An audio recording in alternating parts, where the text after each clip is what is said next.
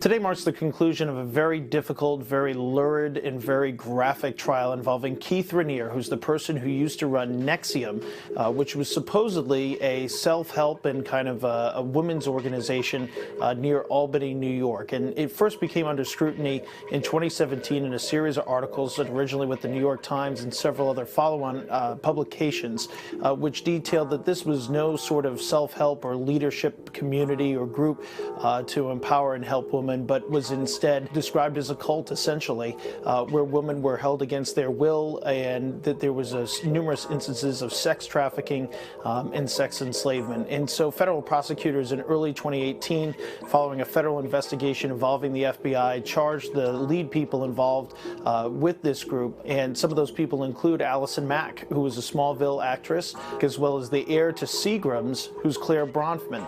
This case came to trial here in the early part of 2019, has been going on for the last several weeks, and jurors have heard and have seen numerous examples of sex dungeons, of sex toys that were used, and really painting a picture of anything but some sort of an empowering or a leadership community or some sort of an effort to help women. Instead, it was something that prosecutors charged and a jury found that he in fact did, Keith Raniere, the founder of NXIVM, that he was somebody who essentially ran a cult and enslaved these women, held them against their will, threatened blackmail if they were to go and talk to the authorities, held financial power over them. And the more women that they recruited, those women had to pay to become part of this, and it was essentially run as a pyramid scheme or some sort of a Ponzi scheme.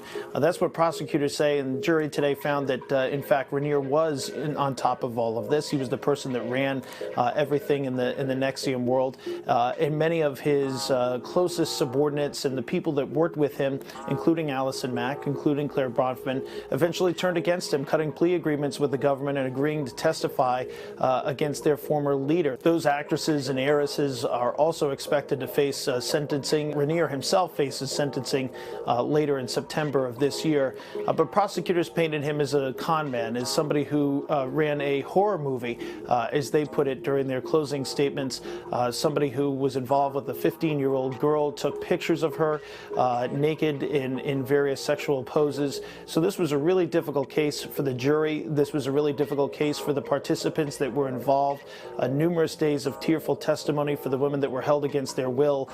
In today's verdict by the jury, guilty on all counts, really puts an exclamation point and a conclusion point on what has been a very difficult case for many women.